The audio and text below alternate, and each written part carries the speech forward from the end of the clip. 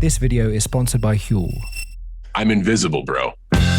According to the internet, John Cena's invisible. I can't see John Cena, man. John Cena, where's he at? The internet was like, we can't see this guy. Bro, where is John Cena at? John Cena's invisible? I can't see John Cena. You can't see me. John Cena! John Cena with a little message. You can't see me. You can't see me. You can't see me. You can't see me, but you can feel this five-knuckle shuffle. John Cena is famous for being invisible. Yet the 17-time WWE champion and Make-A-Wish legend has one of the most recognizable faces on the planet. But for years, a lot of people decided that face was a mask. Now, how was it walking into people's hostile crowd the whole time? Every audience is different. Some of them like me, some of them hate me, but they're very vocal. John Cena! So I knew it was going to be pretty gnarly.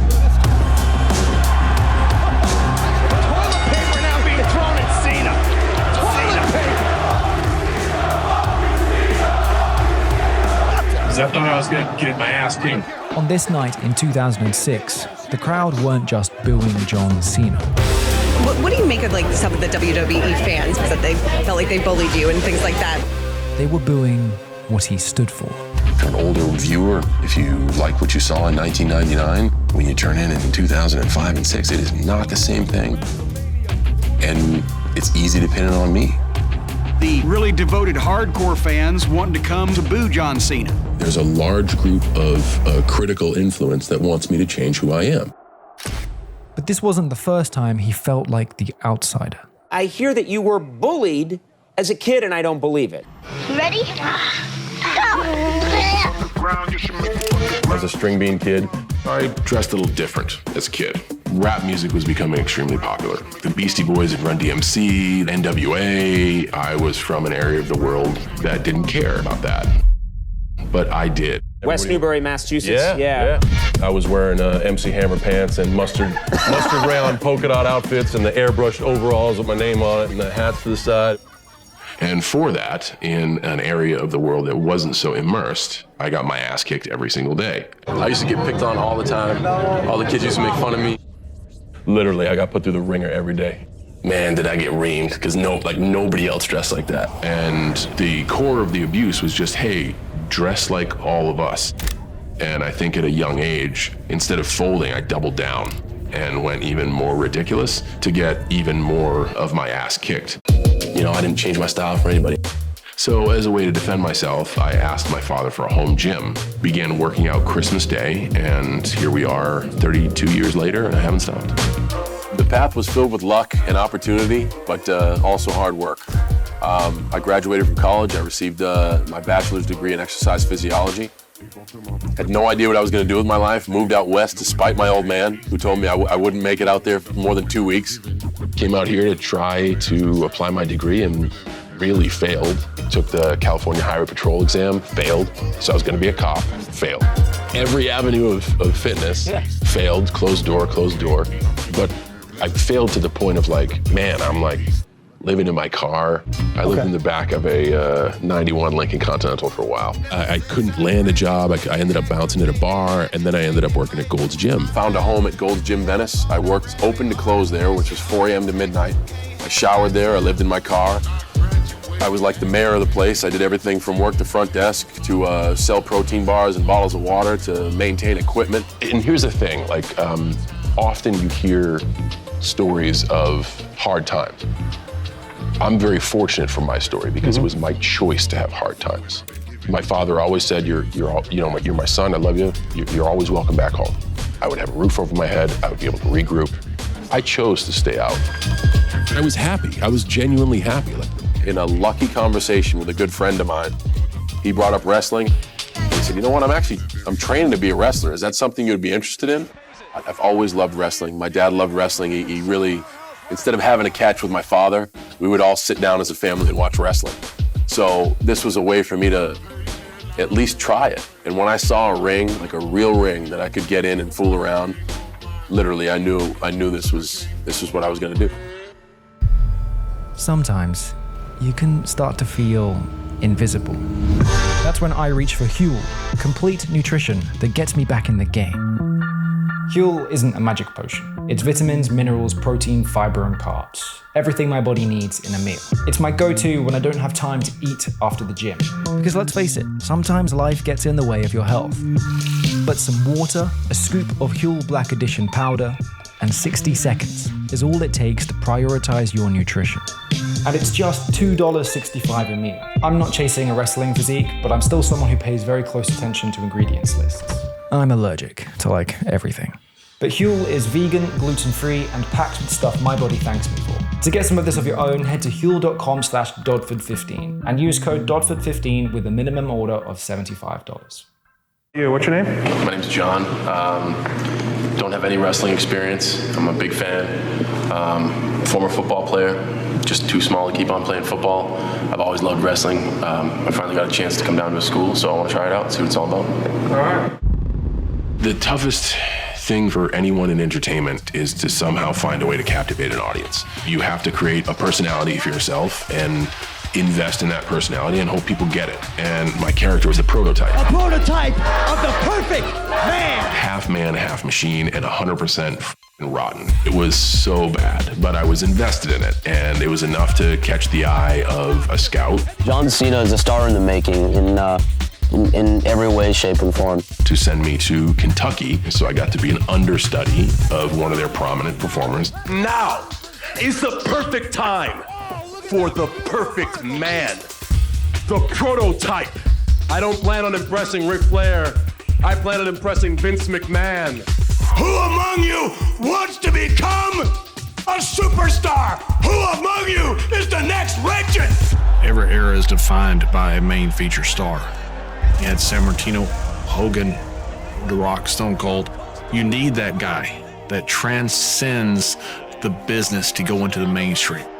It's a star-driven business. During that period of time, especially in 2002, we need new, we need fresh, and we need it now. John has what it takes.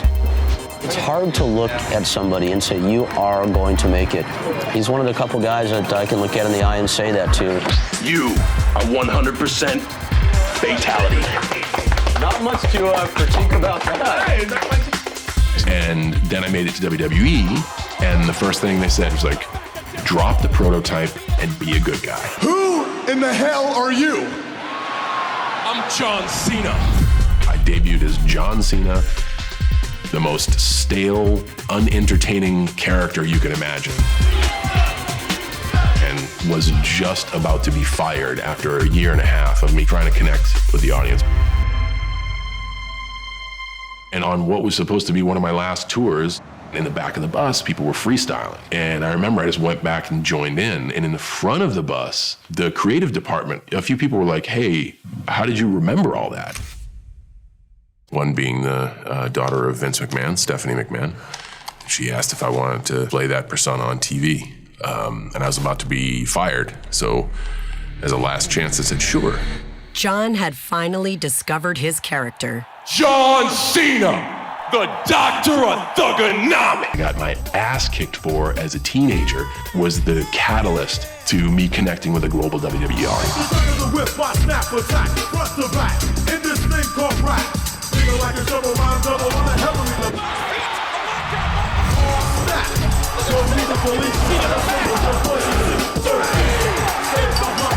Or I will attack, and you don't want that.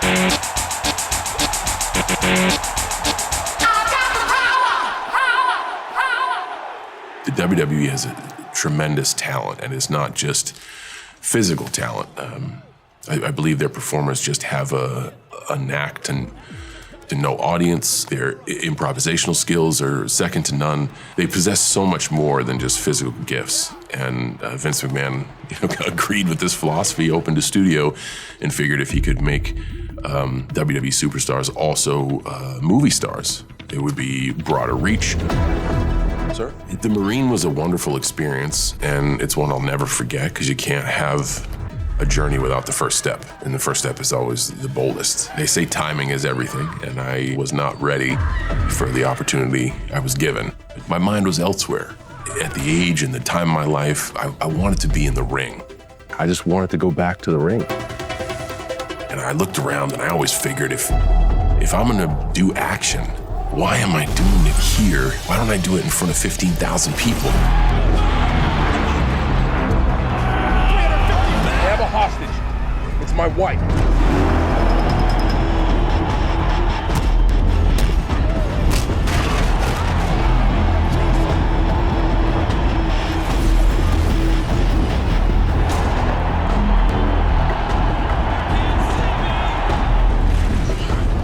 A lot of films, like your recent films like 12 Rounds, The Marine, have not been positively accepted by the film-going community.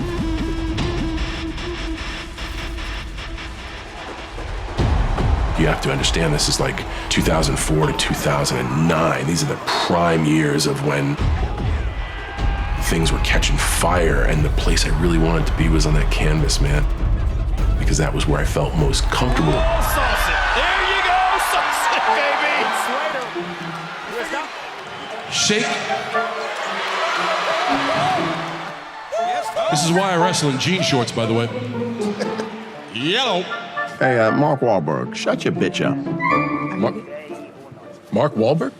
Me? I look like Mark Wahlberg ate Mark Wahlberg. The audition process is scary for me, like it is for most people, and it is a business of failure. Deadpan Dwayne was just like, just be yourself, man. They called you in for a reason.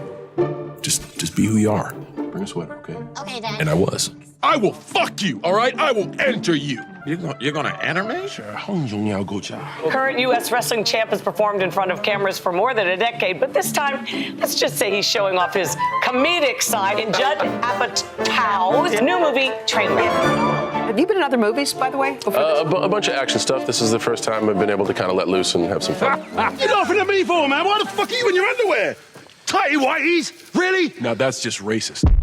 The superhero universe, the DC universe, it has that universal appeal, very much like WWE. People around the world just get it. You meet the moment when the opportunity comes. And look, we've talked before about all the superhero roles that you were up for that didn't work out for various reasons. And thank goodness the right one came and the right supporter came with James Gunn and Peacemaker. They call you Peacemaker. This is Christopher Smith, known as Peacemaker. I cherish peace with all my heart. In his hands, anything is a deadly weapon. His father was a soldier who trained his son how to kill from the moment he was born. I don't care how many men, women, and children I need to kill to get it. Oh, Peacemaker! Yes. You're that racist superhero! You that Peacemaker guy? Yeah. Evil supervillain? You only kill minorities, man! I killed a fair amount of white people, too. The ratio is suspect, is all I have to say. It's been kind of a rough go for me lately, Dad. I was laid out in the hospital for like 5 months. Guy's a total douchebag. Pathetic. Oh my God. He's hugging me. Hey, bud. Learn to drive now? You gonna drive us home? He's hugging me. Hey, Dad. Hide my fucking sperm. Go into a Nancy boy like you. Oh, what the fuck? If you can do some good with it, maybe take out a couple of commies, some blacks, a papist, a kike or something. Dad, that's not my thing. I do what I do to stop criminals, not a specific. Yeah, sure. Beneath the absurdity, Peacemaker is about inherited hate. Jesus Christ, you're a fucking pussy.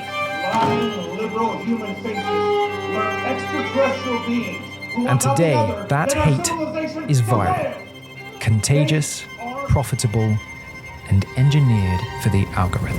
A wide world of podcasters and social media influencers and roided out man cubes that comprise the media landscape that has been dubbed the Manosphere. But if you want to be perceived as more masculine, you need to actually spread a little bit. Man spread, right? You're supposed to be a man. Most men don't cry like this. The more you get pregnant, the more your value decline.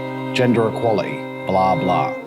Most people would rail against being called a misogynist, but not Andrew Tate. You're a fat, ugly sack of shit. Not only does he embrace the label, he actively promotes his hateful views about women to his millions of social media followers. Women should clean up. Not only should women clean up clean up unprompted. You'll talk to that bitch. Who cares if she says no? I should be allowed to have a bunch of chicks and do whatever I want, and she should obey.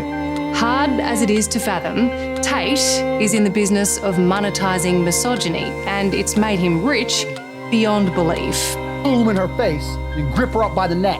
Ain't ready for the big man slap. I got a big hand. What's up, bitch? I think Andrew Tate is a unique evil in the world. His success is born from the fact he's tapped into a very impressionable constituency. If you're the kind of person who feels like they need therapy, you're useless. Young men who've fallen under the spell of this very toxic icon. Do not sit. Look, I don't fucking want to sit down! You do not tell me when to sit down! I'll bust their jaw with the bottom of my hand, and the top of their head will be feeling the sting from the fingers, like the whole boom. You do not control my fucking... Look at me now! And I just look. Then what the fuck are you gonna do when your face is collapsed and your fucking cheekbones broke? And he's influencing a generation of younger men. That is a unique evil, I think. You ain't gonna do shit but cry. In a world where rage makes men visible, John Cena's strength has always been the opposite.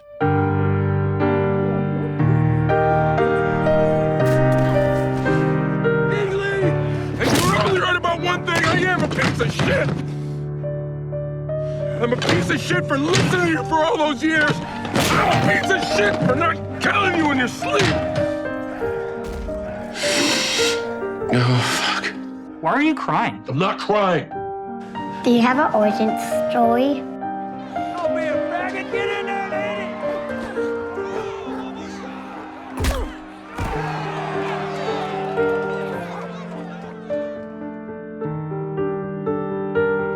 Dumb fuck, you killed your brother! You killed your brother, you piece of shit!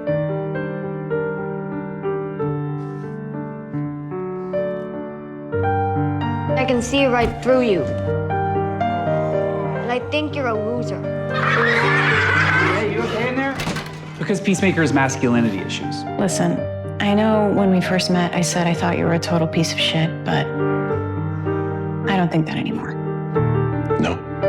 Now suddenly you've got this weird new age belief that all life is sacred? 85% a piece of shit, maybe. But the rest of you is... People want more depth in a character arc. Audiences now want to get behind a character who is flawed, like Peacemaker. What will the future be for Peacemaker? Does this guy have a chance? He is truly a misunderstood monster, and I think as a viewer, we enjoy going on those journeys. Ladies and gentlemen, my friend Peacemaker himself, Mr. John Cena! John Cena!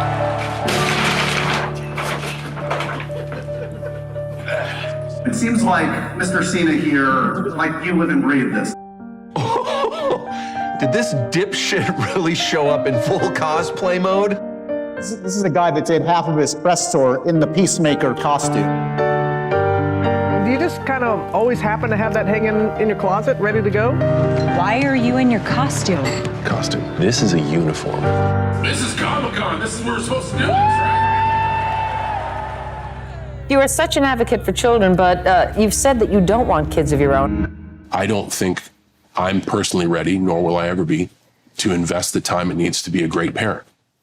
Because I wanna live life for all it is.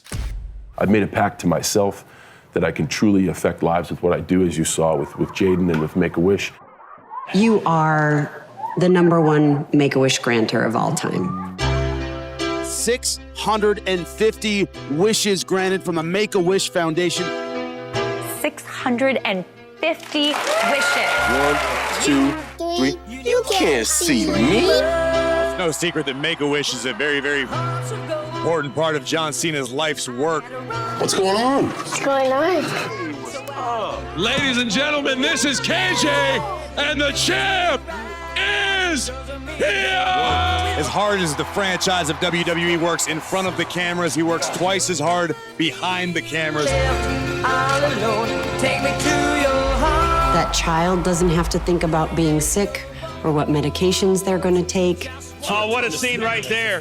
That is what John Cena is all about. And those parents are watching their child be free of all of that and hopefully free of pain for a few moments. Say hi to everybody at home! Hi, Willie! Dear John, you have heard thousands of times, but you deserve to hear it 1,000 more. Thank you.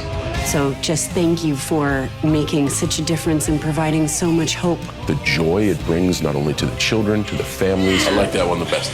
And that joy equals hope, and hope can sometimes move mountains. The business has been great to me. I'm a small town kid from West Newbury. Didn't grow up with much, and now life has given me so many opportunities. I really enjoy my life.